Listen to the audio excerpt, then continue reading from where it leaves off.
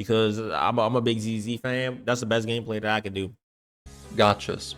A comparison that has the connection of oil and water, like recommending a new album to a deaf person, like mixing macaroni and cheese with ketchup. The hell? High key though, you should probably. Wait. I'm about to say that's good. That's good. I love my mac and cheese, and I love my ketchup on my mac and cheese. Try that last one, it actually kind of slaps. But the point of the matter is, to a lot of people, this shit doesn't mix well. A lot say these games can't have good gameplay because of their monetization method. It's like, you ever try recommending a gacha game to your friend by saying it has good gameplay, then they reply with the fucking credit card swiping gif? That's pretty much what I'm talking about. But the question is, do they got a point?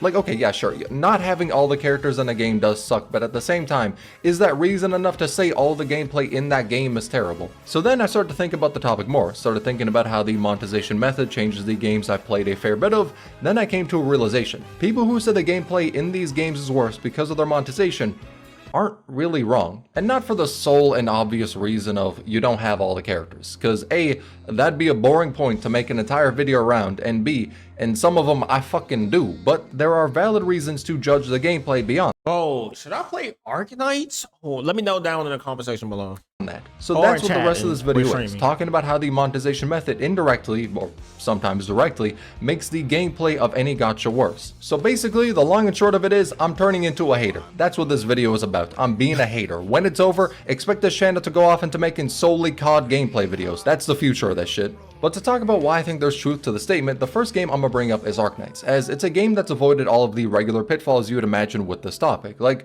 most people who have been playing the game for a while have about 90% of the units in it. I don't care if it's a personal anecdote or not, but most of the people on my list got about that much. I got 97% myself, and more than 500 pulls stashed away. I only buy the monthly pass. The game's incredibly generous. So if that ain't the problem, then is it the gameplay? Is that just shit? Nope. You can bring in 12 characters that all play differently, and you could place them anywhere on the stage. It's a tower defense, which makes it so many factors change how you play the stage, like which units are bringing in, if they have faction bonuses, the stage, the mechanics of it, and where you place your units. To the point where pretty much every stage in the game actually plays differently, and this amount of hyper customization also makes it so you could easily clear the game with low rarity units. But that brings up the question, if the gameplay is great, and the gacha isn't looking to harvest your soul, what's the problem? Well, it's one every gacha suffers due to the monetization method, which is the sense of player progression. Take Elden Ring.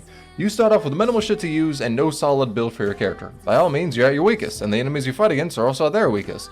But as time passes in the game, you slowly build your character, get a solid build, and advance in power bit by bit. This progression is so intimately tied to your experience and how much you've explored of the world to where you're never at risk of being too strong and making the game boring. Unless you grind or know where to get items you need to really make yourself overpowered, but for your first playthrough, character progression and what the game expects of you at any given moment are intimately tied. Then take a gacha game. In most of them, this shit doesn't really exist.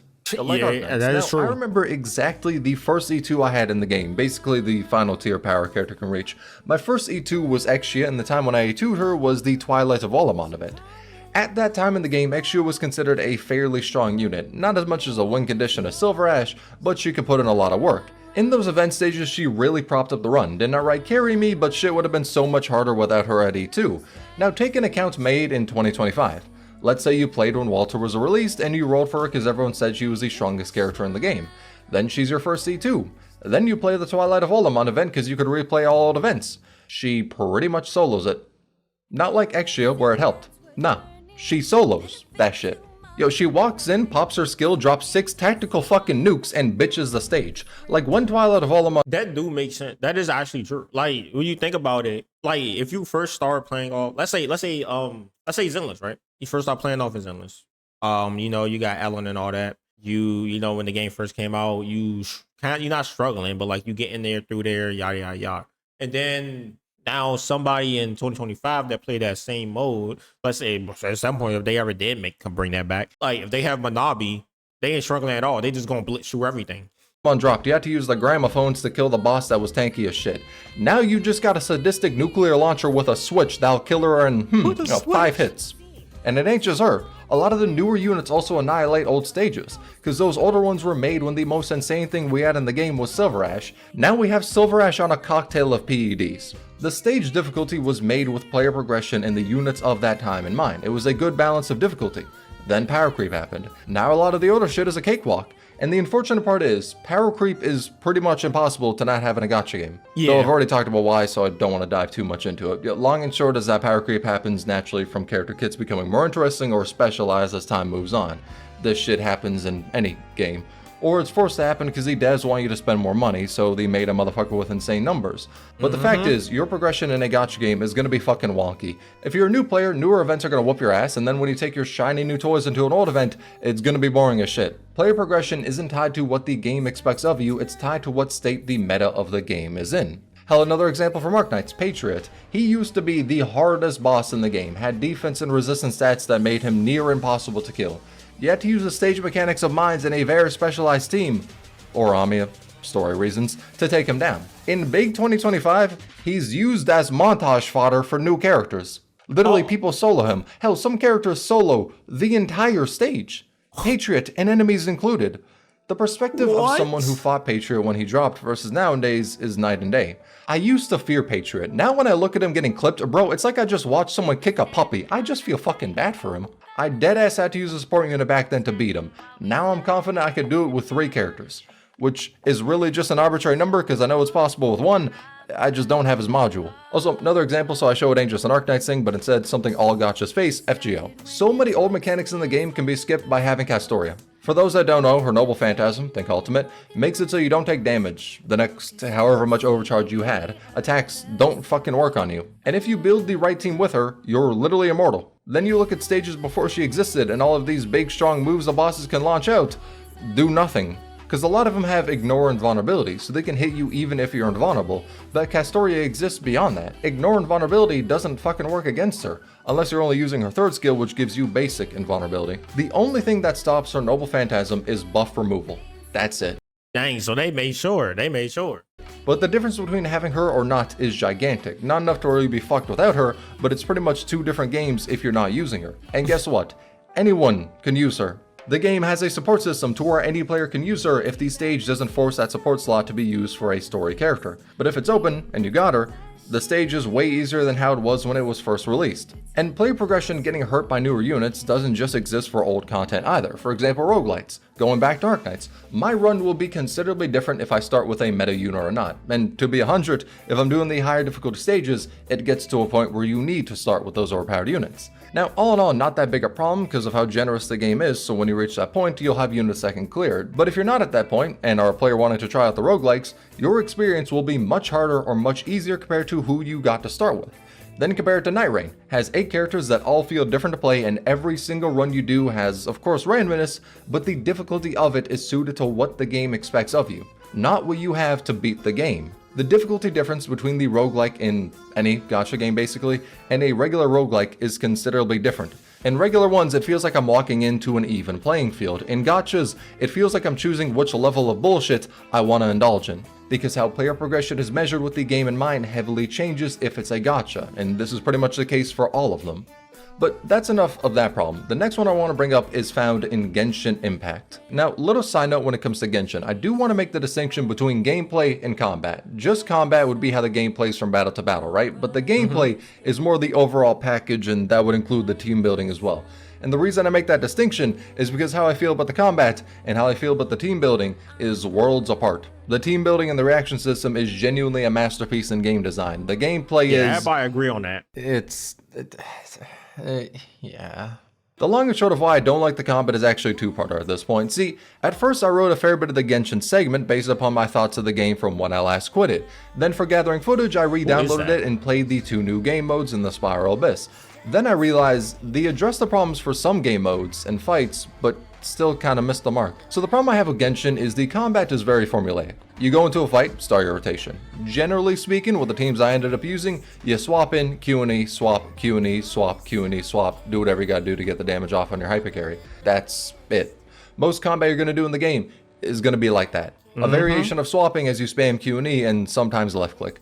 Throughout most teams you'll make in the game, they'll feel pretty much the same on the mechanical end of what you, the player, is inputting. When you have your team, the way you play them from when you got them to hours later is gonna look pretty much the same, bar having more energy regen for tighter rotations. And other people using the team will look similar as well, because you stick to the rotation. It's optimal. That is what you're meant to do. But the rotation itself being boring and the fact that you as a player barely have reason to change this singular rotation is the problem. There's not much that pushes you outside of this. At most, you can maybe double back to a healer to press one additional button if it's needed, but aside from that, same shit, different day, with the exception of some enemies. An easy example is like Scaramouche. In that boss fight, you gotta spend the second half dodging and building up resources before you stagger him and kill him. But aside from that, the enemies in the game, and most importantly the Spiral Abyss, usually just stand there like training dummies as you wail on them. They don't really got interesting attacks aside from something you occasionally need to dodge. It makes the game mode just a damage check instead of... I think they only do that because they want the game to be like, what do you call it? They want the game to be like easy to fight, easy to beat. Because if it's not easy to beat, then they think people gonna get mad and be like, oh, we're gonna leave. It's the reason why they don't really make it that hard to do certain things. Like the only time most Gacha games, to be honest, the only time most Gacha games is hard is when you don't have the meta character. And I wonder why. It's like the meta character, not the one that's on the banner, or a new team is being set up with that the character, the first character that comes out. The next thing you know, 3 to 4 patches later, you got a whole team.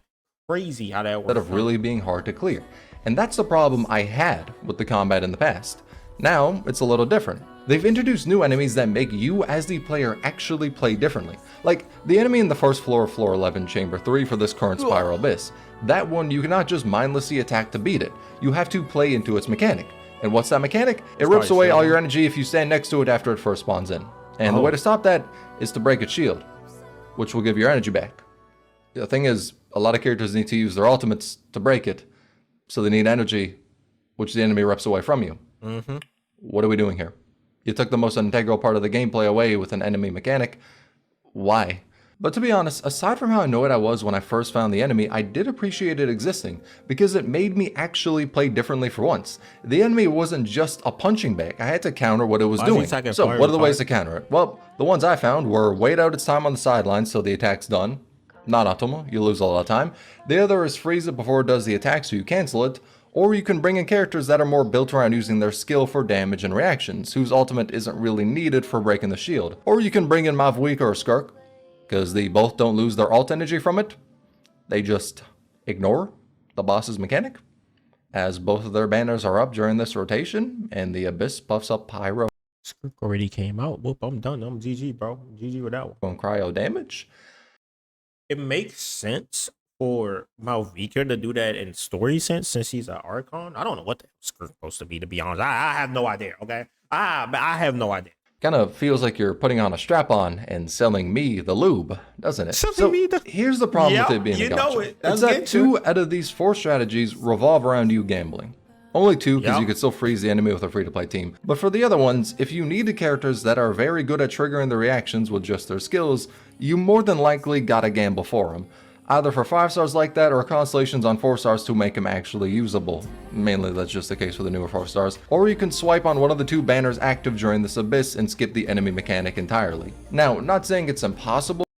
Like, I swear, I'll be honest, I think them youngins when they released like the first batch of 4 stars, they had like a board meeting or something. Like, I refuse to believe that they just messing up now. I think they had a board meeting where they said never make 4-star characters this strong again. And as you've seen since then, they either been garbage or they're only good at like E6.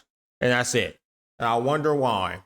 Because it's like, that's crazy in my opinion, but okay.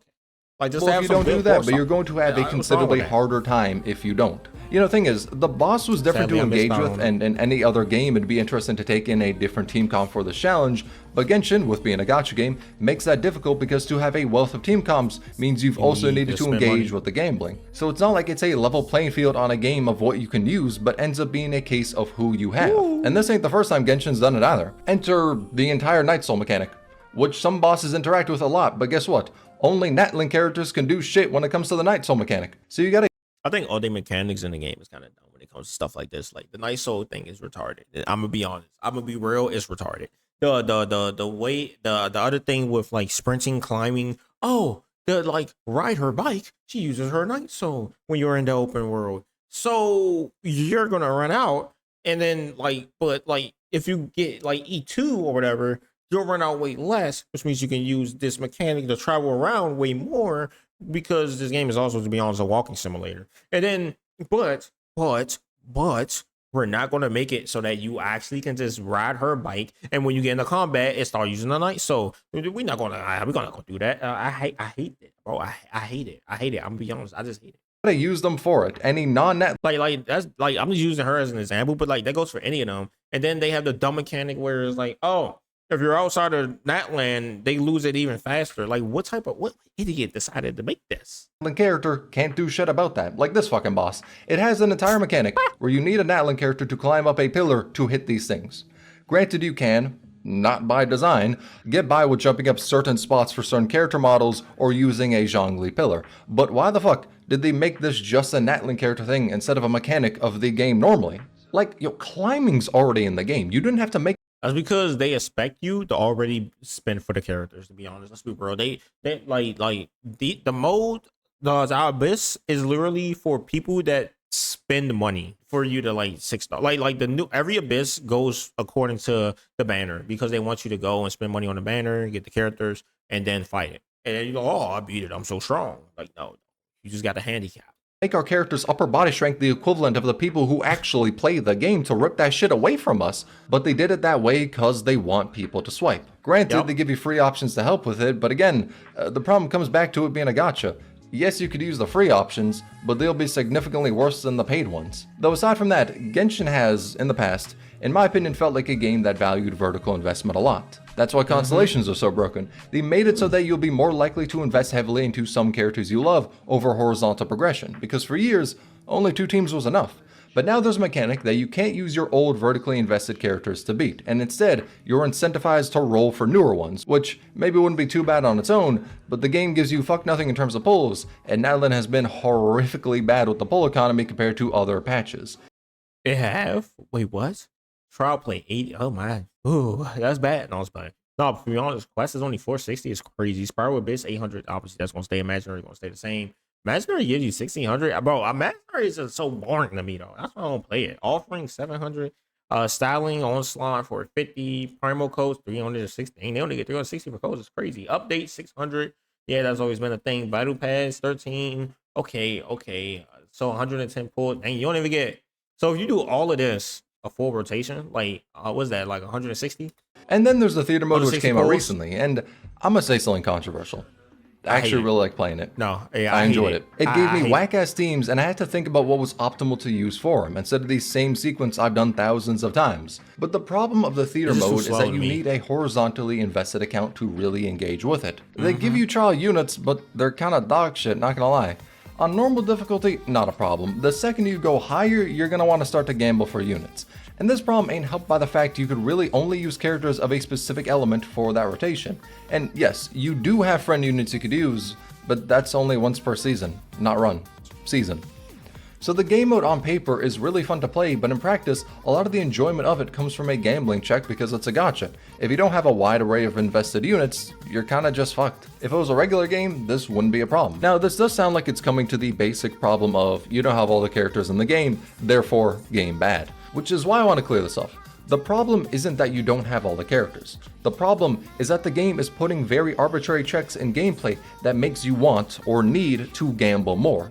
Like having Natlan mechanics old units just can't do. Having the theater mode only let you bring in certain elements aside from all the characters you got. These are tactics to make you pay for more characters. They are making a problem and selling you the solution. If those Natlan mechanics could be done by any character, and if you could bring in your normal roster for the theater game mode, these things wouldn't inherently change. They'd remain the same, but Hoyo gets less money doing it that way. Now, to be clear, I'm not saying Genshin needs to become a paid-only game. God no. The fact you can get this much content in the game for the price of zero is objectively amazing. Being a gacha helps make that a reality.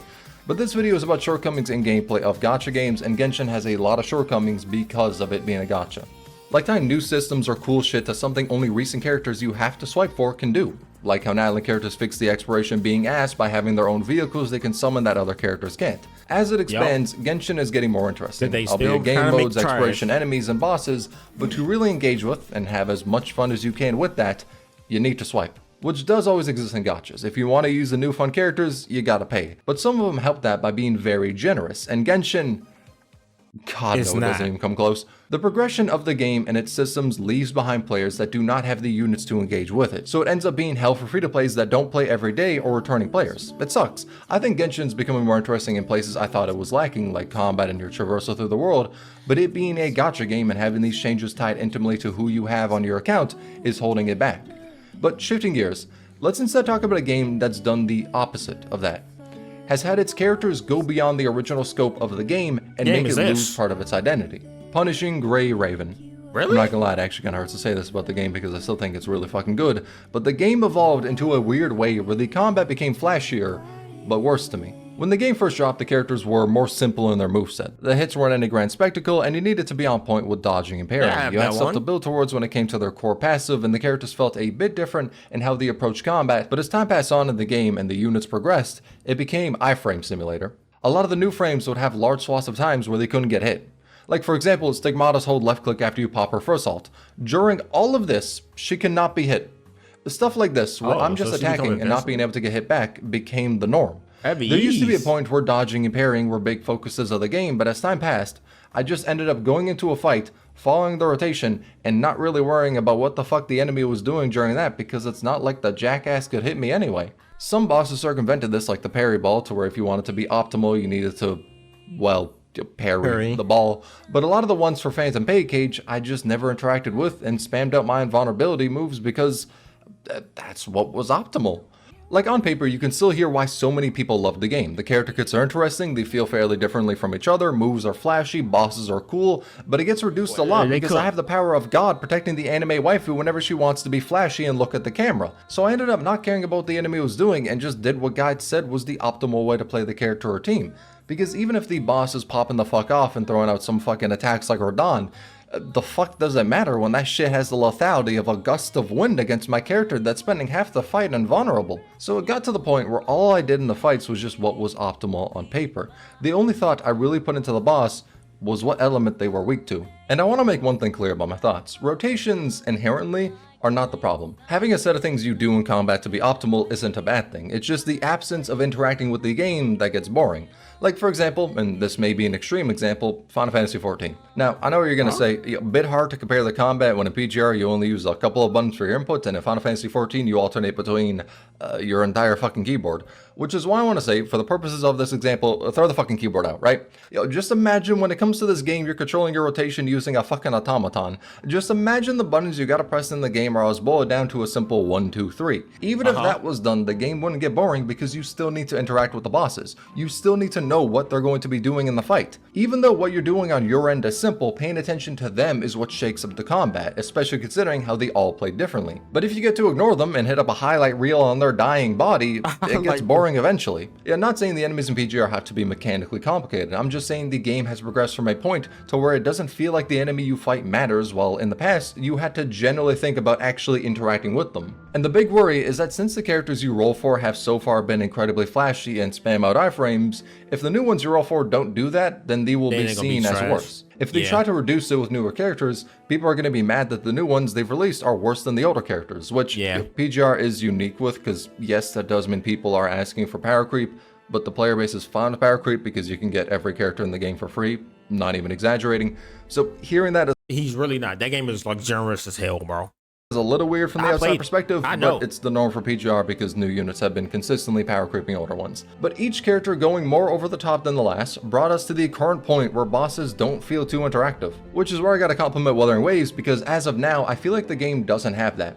What you aim to do with your characters is like PGR, the kits are interesting and the characters play differently. There's more to combat than just pressing a few buttons and swapping out. But there also isn't the mass invulnerability spam to you to where you can just ignore the enemy. You need to build what your character is looking to accomplish before you swap them out as you're dodging the enemy. And at the extreme, the hologram endgame mode has the enemies hitting you once, and you fucking exploding. So you gotta pay attention, and as you're doing that, you need to make sure you're following the optimal rotation for your character. At its best, you're dodging with the... Like, it's so true, because I'm gonna tell y'all something. We're gonna branch off to a little story time, okay? I played this character right there. I didn't use this thing because I don't have these two characters because like I'm poor. But other than that, so what I did was I played it with a different team. I can't remember what team it was. Can't really remember. Bro, them youngins got clapped on a level 30. they got like one touch, they was done. And that was level 30. That wasn't level 100. Like one touch, like well, a couple of touches, they was done. And then when I come back with a different team that I know can actually go against it, they can beat it, then it actually worked out. I actually was able to beat the character.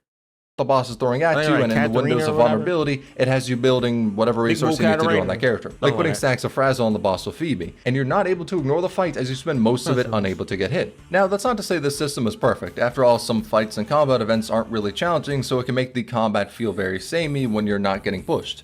And the team building is pretty lackluster, but it does have the strength of making you, the player, interact with the gameplay.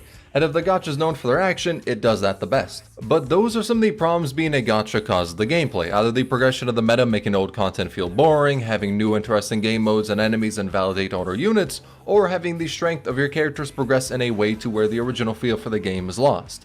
I think that's why people judge the gameplay for the model so harshly. Now, are these problems world-ending? Not really. The games are still fun to play. Yeah. Genshin still brings in millions, PGR is still fucking raw as hell, Arknight still keeps the game incredibly fresh, even with power creep. FGO, you play it for the story. We'll talk about but that more one. importantly, if you enjoy these games, that's all that matters. Because at the end of the day, fixing some of these problems is complicated. Like, if you wanted to preserve old content, then you need to restrict what players can bring into it, which would piss people off. And in the case of PGR, I don't even know how the fuck you would fix that. Only way is to just not get into that position at all. A big thing is that to fix some of these problems, it requires the game to stop being a gacha, which would be considerably worse, as that monetization model enables these games to have large number of players able to enjoy it for free. So in a sense, it's sorta a necessary evil. On one hand, are these criticisms correct? I'd say yeah. On the other, would the game be able to support this many free players with a different live service model? Probably not. Like, I'm willing to bet 70% or so of the people who are going to watch this video are either free to play or don't really spend much in these games. And to fix some problems, adopting a model of game that isolates 70% of people, like becoming subscription based or expansion based, is considerably fucking worse than dealing with the problems. So that's why I want to say some of them are avoidable, others were primarily done by greed, and some are inevitable. But it's part of the reason why gachas ain't known for their gameplay compared to other genres. Instead, they're known for the speedrun categories of how fast you can max out a credit card. He ain't lying. He really ain't lying. Gambling speedrun. Emergency Watt purges gambling stream before I go to Tanakon. I don't know what that is. But anyway, to be honest, I ain't gonna lie. W video from this man, bro. We gotta hit that like Tasani, whatever it's called. W video, W vid. Like I ain't gonna lie. That was heat. That was heat, in my opinion. Like I love it so much. Bro.